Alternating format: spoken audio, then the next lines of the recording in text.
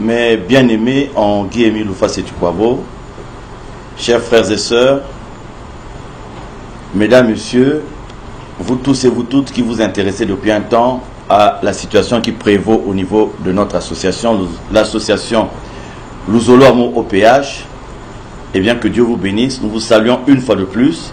Nous revenons donc vers vous.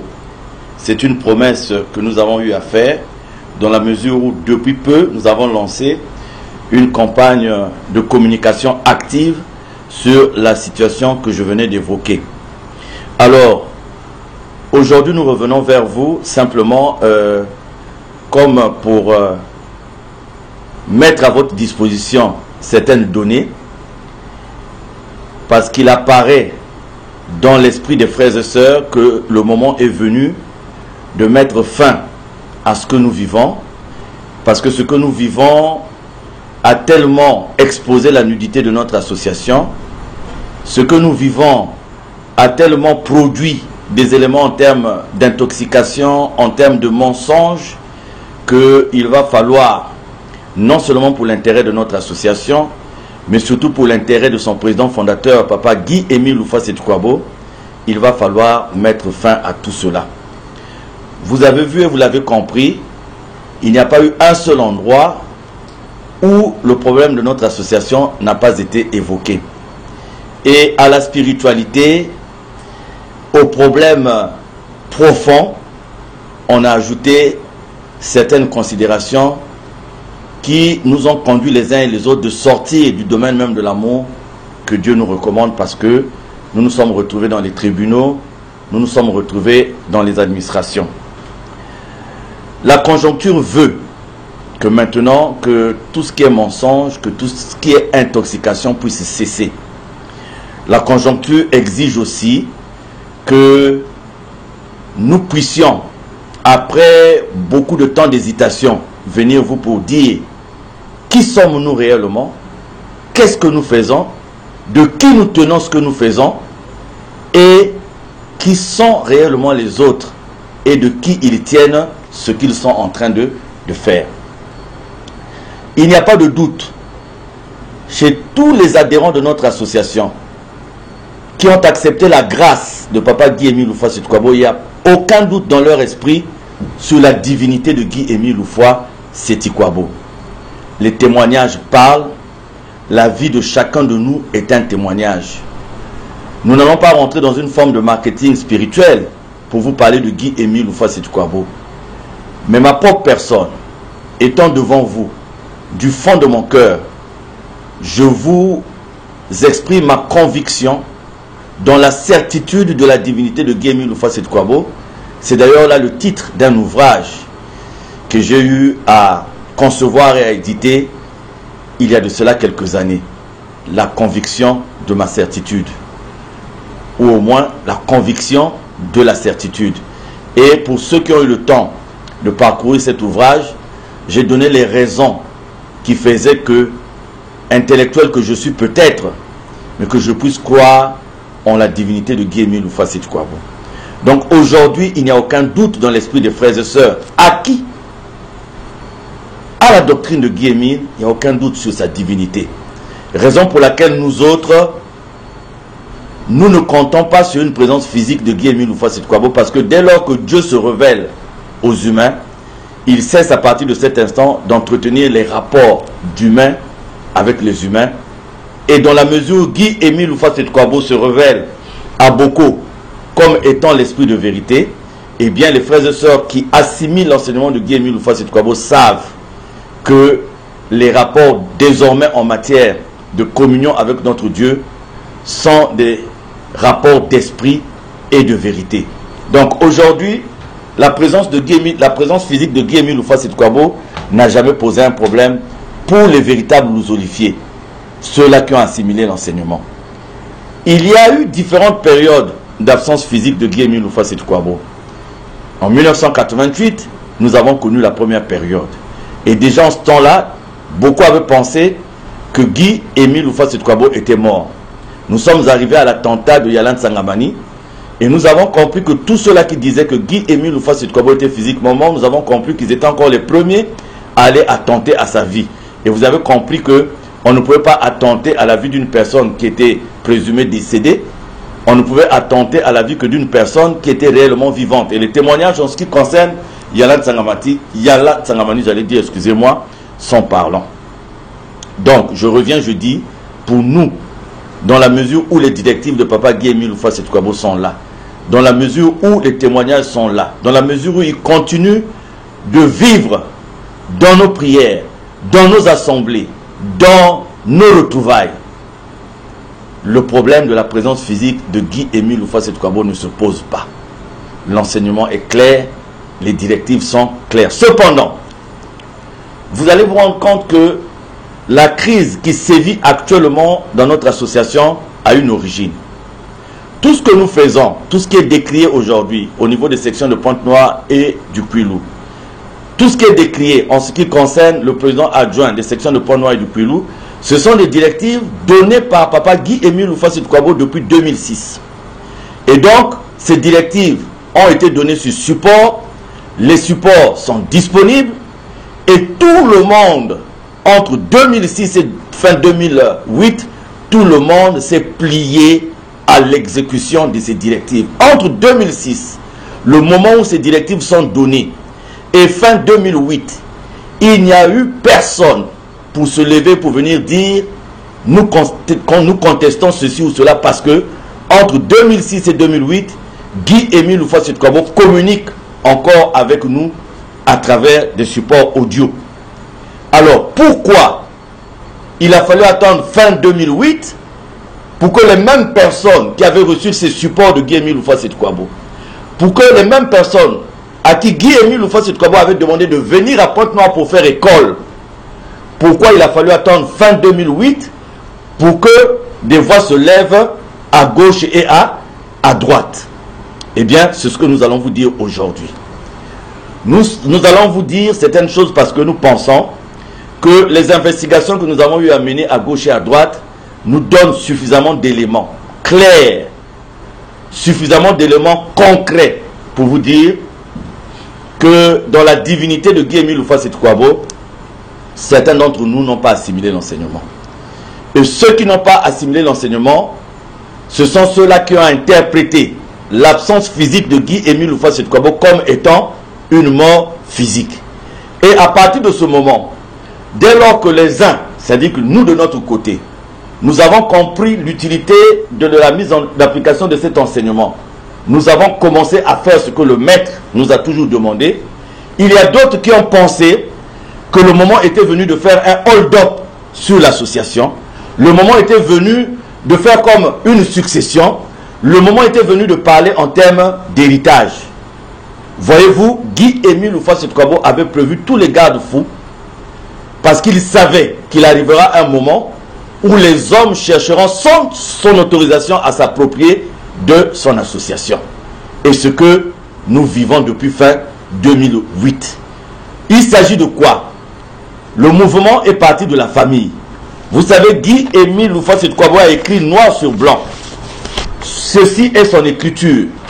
C'est un extrait d'un document. Ici, il s'agit de l'écriture de Guy Émile Houphouët-Boigny. Ce qui est dit dans ce document est consigné également dans un support audio. Il y a une cassette. Que dit Guy Émile Houphouët-Boigny? Il dit ceci. En ce qui concerne l'association Luzolo Amour, OPH, dont je suis le président fondateur et grand maître de l'OPH, l'association Luzolo Amour OPH devra être gérée dans le strict respect des textes réglementaires, à savoir statut et règlement intérieur. Aucun parent ou enfant de Guy Émile Houphouët-Boigny n'a le droit de s'impliquer dans la gestion spirituelle, administrative et financière de cette association de bienfaisance à caractère spirituel. Aucun enfant, aucun parent de Guy Émile Houphouët-Boigny n'a le droit de s'impliquer dans la gestion spirituelle, administrative et financière de cette association de bienfaisance à caractère spirituel. Donc, devant cette impossibilité de la famille, nous avons compris que la seule voie qui restait pour cette famille, c'était de s'associer avec certains frères, certains responsables de l'association, acquis à leur cause, ou ayant aussi d'autres motifs au départ, donc de s'associer avec eux pour faire un hold-up contre la volonté de Guy-Émile Houphouët-Boigny sur son association. Et aujourd'hui, nous avons rassemblé tous les éléments de preuve, mais je dis bien tous les éléments de preuve, pour prouver ce que nous sommes en train de dire aujourd'hui. Et vous allez aussi comprendre que l'autre garde-fou que Guy-Émile Houphouët-Boigny a eu à mettre en place, parce qu'il savait ce qui devait arriver, c'est le fait qu'il n'y a personne. Si quelqu'un dans l'association Nzolamu OPH se lève, j'allais dire, excusez-moi, se lève pour dire qu'il est le second de Guy-Émile Houphouët-Boigny, c'est faux. Si quelqu'un vous dit qu'il est le successeur de Guy-Émile Houphouët-Boigny, c'est faux, parce qu'on ne peut succéder qu'à une personne qui n'existe plus. Et vous allez voir que quand il met fin aux fonctions de fondé, parce qu'à l'époque, et par rapport à nos statuts, à nos textes réglementaires, statuts et règlements intérieurs, vous allez vous rendre compte que Guy-Émile était secondé par un fondé de pouvoir qui était en même temps son porte-parole. Mais il va mettre fin à ses fonctions par une note, celle par laquelle il nomme celui qui est aujourd'hui le délégué permanent. Mais avant de le confirmer délégué permanent, dans la même note, Guy-Émile Houphouët-Boigny dit ceci. Donc c'est la note 106 du 29 novembre 2004. Mais bien aimé dans le Seigneur, il m'a été donné de constater amèrement que depuis l'année 1984 à ce jour, les présidents adjoints du bureau coordonnateur international fondé de pouvoir et porte-parole du grand maître de l'OPH qui se sont succédés ont plus que posé des problèmes à l'association que d'en résoudre. Ce triste constat m'oblige à ne plus nommer des frères et sœurs à ces fonctions pour me seconder. Ce triste constat m'oblige à ne plus nommer des frères et sœurs à ces fonctions pour me seconder. En conséquence, ces fonctions relèvent désormais de l'exclusivité du président fondateur de l'association Nzolamu OPH que je suis, ce conformément aux textes fondamentaux. Cependant, je me réserve le droit de conférer occasionnellement à n'importe quel responsable de l'association Nzolamu OPH la qualité de porte-parole du grand maître de l'OPH, comme je le fais depuis un certain temps pour des directives ou orientations précises. Nous allons revenir sur ce paragraphe. Il est important, vous allez comprendre pourquoi. Donc, voyez-vous, nous avons ces deux garde-fous. Nous avons le premier garde-fou, le fait que la famille ne peut pas s'impliquer dans la gestion administrative, financière et matérielle de l'association Nzolamu OPH. Le deuxième garde-fou, c'est que Guy-Émile Houphouët-Boigny prend la décision de ne plus nommer des frères ou des sœurs à ses fonctions pour le seconder. Et il prend lui-même l'exclusivité de toutes ses fonctions en tant que président fondateur. Vous avez là ces deux garde-fous. Ce qui veut dire, si quelqu'un se lève aujourd'hui pour dire qu'il est le successeur de Guy-Émile, c'est une fausseté. Alors, beaucoup d'entre vous vont se poser la question de savoir qu'est-ce qui s'est passé en fin 2008. C'est la question que nous avons posée aux uns aux autres. Et je peux vous dire aujourd'hui que nous avons rassemblé tous les éléments de preuve qui nous permettent de comprendre ce qui s'est réellement passé entre le 14 et le 15 octobre 2008. Et nous avons aujourd'hui introduit auprès de notre conseil tout le dossier avec les noms des 10 personnes qui ont été concernées par ce qui s'est passé entre le 14 et le 15 octobre. Et de ces 10 personnes, il y a même un officier de police judiciaire que nous avons écouté, nous avons enregistré et pour lequel nous avons des supports audiovisuels et qui a engagé sa responsabilité pour dire si ce que je dis est faux, j'engage ma responsabilité d'officier de police judiciaire. Et nous avons pris tous ces éléments, doublés par un constat d'huissier de justice en bonne et due forme. Ce sont ces éléments que nous venons de mettre à la disposition de notre conseil. Donc, les 10 personnes que nous avons souhaité que l'autorité judiciaire puisse écouter, c'est notamment Guy Florence Loufoy, c'est notamment Madeleine Loufoy, Evelyne Loufoy, Dalvi Loufoy, Suzanne Tchela, Pavel, Malonga Préfet, André Michel Louvoiseau, ceux-là qui ont été là entre le 14 et le 15, et ceux-là qui sont retrouvés dans tous les éléments que nous avons pu recueillir à gauche et à droite. Mais bien aimé, pour que vous compreniez la crise qui s'est vue dans notre association, il faut comprendre ce qui s'est passé entre le 14 et le 15 octobre 2008. Quand vous allez comprendre ce qui s'est passé entre le 14 et le 15 octobre 2008, vous allez comprendre la volonté manifeste de ces personnes-là de faire du mal. Premièrement, à Guy-Émile Loufa-Seti-Kouabo et deuxièmement, à son association. Et vous allez comprendre l'origine de ce que nous vivons aujourd'hui dans notre association. Ce qui a conduit les frères et sœurs aujourd'hui à demander, puisque l'expression de ceux-là, c'est de dire qu'ils continuent de recevoir des messages de Guy-Émile Loufa-Seti-Kouabo. Alors que nous savons, du point de vue de l'enseignement et du point de vue de la parole de Guy-Émile Loufa-Seti-Kouabo lui-même, et nous le confirmons par des preuves tangibles, que depuis fin octobre 2008, Guy-Émile Loufa-Seti-Kouabo n'est plus physiquement en contact avec X ou Y. Et dès lors que les frères et sœurs, à partir de début 2009, ont commencé à avoir des notes signées et comportant, signées par Guy-Émile Loufa-Seti-Kouabo et comportant son sceau, les frères et sœurs ont commencé à se poser des questions. Et vous allez comprendre que notre action ne commence pas seulement après la lecture de la note de Madingou le 15 mai 2015, mais notre action, tout est consigné ici, par du fait que depuis que nous avons constaté la dérive depuis début 2009, tout est consigné par les différentes correspondances que nous avons adressées aux uns et aux autres pour leur faire part du fait que l'association était en train de prendre une voie qui n'était pas celle voulue par Guy-Émile Loufa-Seti-Kouabo. Et toutes ces correspondances sont là. Pire encore, il va s'avérer que parmi les fameuses directives entre guillemets que nos amis étaient en train de recevoir, arrive une directive qui stipule que désormais, il est fait interdiction de rendre compte des finances de l'association de Zolamo au péage. Alors que nous connaissons Guy-Émile Loufa-Seti-Kouabo comme étant le chantre de la transparence. Et nous le connaissons comme étant le chantre du oui ouvert. Il a une expression qu'il aime bien appliquer, pouelele, pouelele.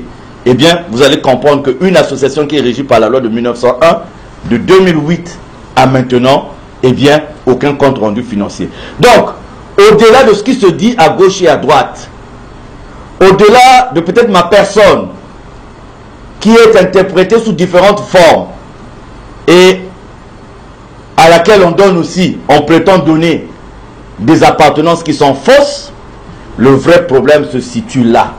À partir de fin 2008, certains membres de la famille Loufoua, associés à certains responsables de notre association, ont préconisé de faire un hold-up sur notre association. C'est la raison pour laquelle on a changé un récépissé. Vous avez la loi de 1901 de laquelle dépend les fonctionnements de nos associations.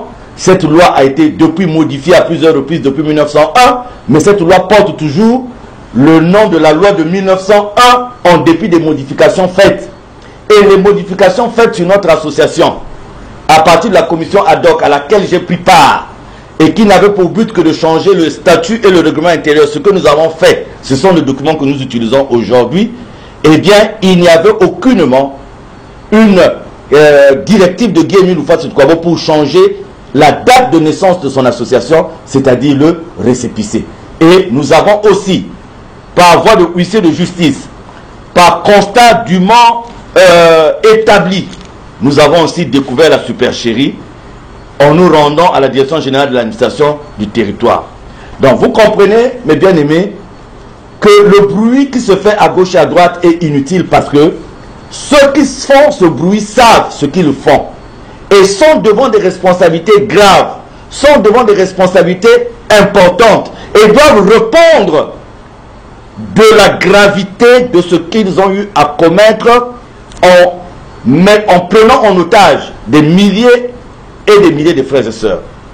Mais bien aimés, si vous comprenez aujourd'hui que la majorité de l'association de Zolamo au Congo et dans le monde entier n'adhère pas à ce faux usage de faux, c'est parce qu'ils sont conscients de la voix du maître, ils sont conscients de l'enseignement du maître, ils ont assimilé cet enseignement et c'est pour cela qu'ils ont refusé de suivre tous ceux-là qui ont leur propre raison. Aujourd'hui, lesquels restent dans cet usage de faux et de l'escroquerie en bande organisée? C'est bien entendu ceux-là qui savent ce qu'ils font, mais aussi une partie de frères et sœurs victimes de l'intoxication, victimes du mensonge. Mais depuis que nous avons entrepris d'expliquer, depuis que nous avons entrepris de mettre à la disposition des uns et des autres certains éléments, vous voyez qu'aujourd'hui, au fur et à mesure que nous évoluons, beaucoup de frères et sœurs sont en train de nous rejoindre parce que ce combat n'est pas un combat nominal au nom de X ou Y, mais ce combat est pour la défense de la vérité de Guy-Émile Houphouët-Séti Kouabo. Alors, nous sommes intervenus aujourd'hui pour vous dire que nous allons petit à petit mettre à votre disposition des éléments qui vous prouvent la fausseté. Et vous avez entendu la dernière fois l'une des filles de papa Guy-Émile Houphouët-Séti Kouabo. Vous avez un élément sur les contradictions de ces différentes personnes. Et nous allons vous mettre d'autres éléments pour vous montrer la fausseté. Vous allez voir une personne dont on dit qu'elle serait décédée en 2008.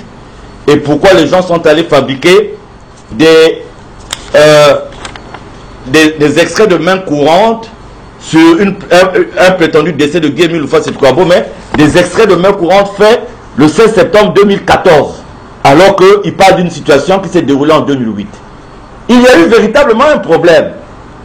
Mais est-ce que c'est la situation que les gens exposent, telle que c'est exposé là? Point d'interrogation.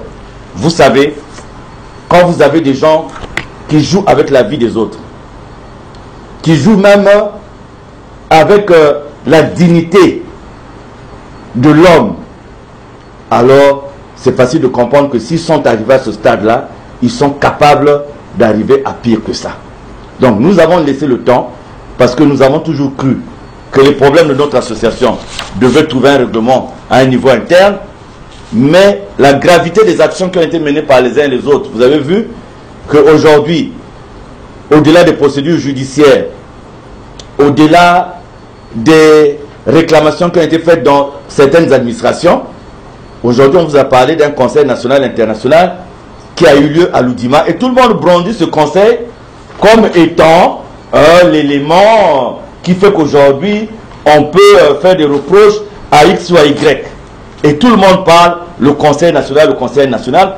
Ceux qui ne sont pas dans le Zolo, ils peuvent être dupés, mais ceux qui sont dans le Zolo ne pourront jamais être dupés, parce que là vous avez ici nos statuts, et quand vous avez nos statuts, vous allez à l'article 6, quand on parle de ce fameux conseil international, qui est d'ailleurs appelé CI dans l'article 6 de nos statuts, on va vous dire que le conseil international fait office d'assemblée générale qui se réunit sur convocation du président fondateur de l'association du Zolamo OPH. Article 7, le conseil international regroupe en son sein les membres du bureau coordinateur international, les membres de bureaux nationaux, les présidents adjoints des bureaux coordinateurs et quelques individualités.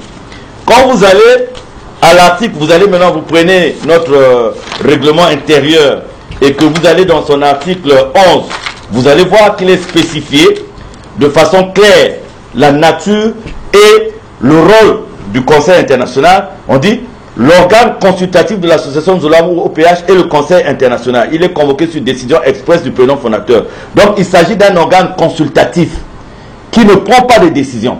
Donc premièrement, il est convoqué par le président fondateur. Deuxièmement, s'il y a des recommandations qui sont prises pendant ce conseil, eh bien, ces recommandations doivent être entérinées par le président fondateur. Mais voyez que dans leur goût du faux, on a transformé un conseil international consultatif en un organe de décision. Et il y a des intellectuels dans le Zolo qui se laissent avoir par ce petit jeu, alors que nous avons les textes qui sont là devant nous. Mais vous voyez, même en matière d'administration de l'État, on va vous dire que des lois qui sont prises à l'Assemblée générale par les députés élus par le peuple, ces lois pour être promulguées doivent avoir la signature du président de la République. En droit constitutionnel, c'est clair. Et là, l'organe consultatif qui est le Conseil international, d'abord, avant que les gens s'asseyent pour des gens dignes, respectueux de la vérité, ils devaient d'abord poser la question de savoir à ceux qui ont convoqué, donnez-nous le support par lequel le président fondateur a convoqué le Conseil. Or, n'ayant pas de support, ce Conseil ne devait jamais se tenir. Vous voyez la forme. Quand vous prenez le document, on dit au nom de la hiérarchie suprême. Ça n'existe pas, la hiérarchie suprême. N'existe dans notre texte que président fondateur de l'association, qui est la hiérarchie, point. Il n'y a pas une hiérarchie suprême, une hiérarchie intermédiaire, une hiérarchie secondaire. Il y a une hiérarchie sur un plan vertical et sur un plan horizontal. C'est-à-dire, aujourd'hui, le rédacteur en chef de la RTAOPH a pour hiérarchie le directeur de la RTAOPH. C'est sa hiérarchie, avec des fonctions définies, avec des fonctions déterminées. Pour ma part, j'ai sous moi des sections d'arrondissement. Les présidents de ces sections d'arrondissement ont pour hiérarchie ma personne. Et moi, j'ai pour hiérarchie le bureau coordonnateur. C'est ça la hiérarchie. Mais ce n'est pas chaque hiérarchie, à chaque échelon, à chaque maillon, et constituer un maillon de la chaîne, a des attributions fixes. Ce n'est pas parce qu'on va vous appeler en termes de hiérarchie que vous avez maintenant toutes les fonctions, y compris les fonctions de président fondateur. Donc, à quoi jouent les intellectuels qui se laissent entraîner par ce genre de mensonges? Quelles sont les motivations de tous ces gens-là qui se laissent entraîner par ce genre de mensonges? Alors, mesdames, messieurs, vous avez compris que depuis l'Assemblée générale que nous avons tenue ici au niveau des sections de Pont-Noir et du Puy-Loup, nous avons dit trop c'est trop. Quand vous prenez, je n'ai pas envie de revenir sur la litanie des motifs évoqués dans la résolution parce que vous, qui n'êtes pas dans le Zolo, vous n'allez peut-être pas comprendre, mais ceux qui sont dans le Zolo vont comprendre qu'il s'agit d'un tissu de mensonges. Quand les gens arrivent jusqu'à contester les directives données par Guy-Émile Houphouët-Sédhiou en disant, considérant que tel monsieur a engagé l'association dans les partenariats, alors qu'il s'agit là des directives données par le président fondateur, vous comprenez que c'est des gens qui ne sont plus avec le président fondateur. Donc, en conclusion, mes bien-aimés, le peuple de Luzolo ne veut plus qu'on accorde de l'importance à tous ces gens-là. Parce que nous avons tous les éléments pour démontrer le faux et l'usage de faux. Et ces gens-là doivent répondre de la gravité de ce qu'ils ont eu à faire. L'amour de Dieu nous a recommandé d'être avec eux, de tendre la main, d'essayer de régler ce problème en interne.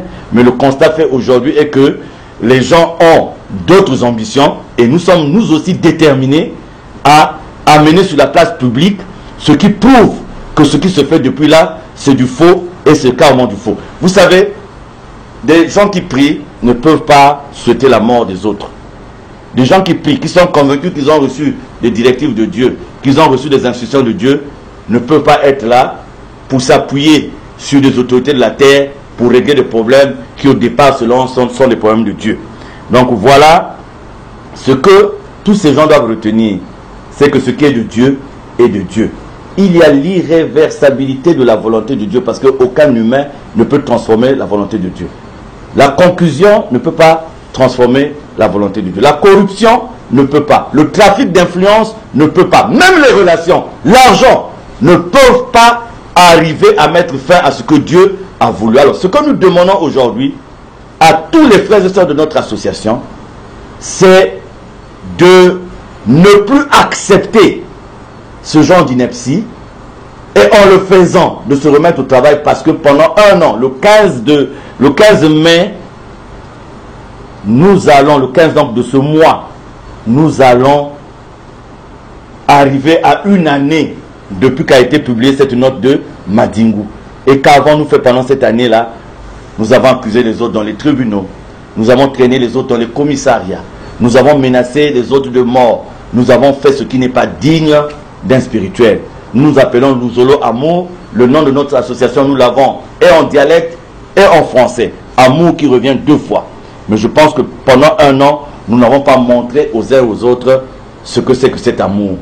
Alors, ceux qui ne comprennent pas que ce qu'ils font n'aboutira absolument à rien, doivent prendre le courage de revenir en arrière, doivent prendre le courage de déclarer qu'ils étaient dans la fausseté. Mais pour notre part, pour tous ceux-là qui continuent encore à accorder de l'intérêt à ces gens, nous vous disons que la détermination des frères et sœurs à faire éclore la vérité est tellement forte, parce qu'elle est appuyée par Dieu, que rien, absolument rien, ne viendra modifier ce que Dieu a établi. Il ne s'agit pas pour nous de nous cramponner à des postes ou à nous cramponner à quoi que ce soit, non. Mais il s'agit pour nous d'être fidèles à ce que Guy-Émile Houphouët-Sédhiou nous a demandé. Il est temps, mes frères et sœurs, de remettre l'honneur et la dignité à la mission de Guy-Émile Houphouët-Sédhiou. Il est temps de mettre en pratique le but de notre association. Merci à vous tous. Nous avons mis auprès de certains médias d'autres éléments. Et donc, à partir de ce soir, de demain et du jour à venir, vous aurez des éléments complémentaires qui viendront vous prouver ce que nous faisons. Quant aux éléments de preuve recueillis et qui sont là, Ce sont des éléments qui ont été mis à la disposition de notre avocat conseil, parce que nous pensons que le moment est aussi arrivé. Nous n'avons jamais porté plainte, nous n'avons jamais accusé X ou Y, mais je crois que par rapport au texte d'engagement que nous avons signé, qui stipule quelque part que je m'engage à défendre mon association, eh bien je crois que le moment est venu pour nous d'amener aussi devant les tribunaux les gens qui ont voulu salir l'honneur et la dignité de Guy-Émile Houphouët-Boigny. Nous avons foi aux juges de la République. Nous avons foi au système judiciaire de la République, parce que nous avons déjà remporté 2 procès et nous sommes maintenant prêts à présenter tous ces usurpateurs devant la justice sur la base de ce que je venais de vous dire. J'ai préféré vous le dire pour ne pas que vous nous taxiez d'aller à l'encontre de la parole de Dieu, de dire mais pourquoi vous qui priez? Mais c'est parce que nous avons tellement tendu la main que la seule façon aujourd'hui pour nous de défendre notre association, c'est de dire aussi dans la réalité ce que les gens ont fait. Qu'est-ce qui a été fait entre le 14 et le 15 octobre 2008? Et pourquoi on a commencé à contester le directive de papa qui nous ont été données publiquement qu'à partir de fin octobre 2008? Pourquoi on s'est mis à contester ces directives? Pourquoi on a voulu changer le récépissé de notre association? Pourquoi on a voulu changer les textes réglementaires? Pourquoi on ne rend plus compte de la caisse centrale? Voilà les questions pour lesquelles les frères et sœurs attendent les réponses, mais ils ont préféré désormais d'avoir ces réponses auprès des institutions habilitées. En tout cas, que Dieu vous garde, que Dieu vous bénisse. Quant à nous, nous remercions notre Dieu parce que depuis bientôt 1 an, nous traversons des périodes d'humiliation, de tribulation, de persécution, de calomnie, de médisance. Mais nous traversons cette période avec le soutien de Dieu, avec la présence de Dieu. Et nous sommes plus que jamais convaincus que Guy-Émile est Dieu. Et c'est la raison pour laquelle notre détermination ne va jamais faillir. Merci à vous, que Dieu vous garde.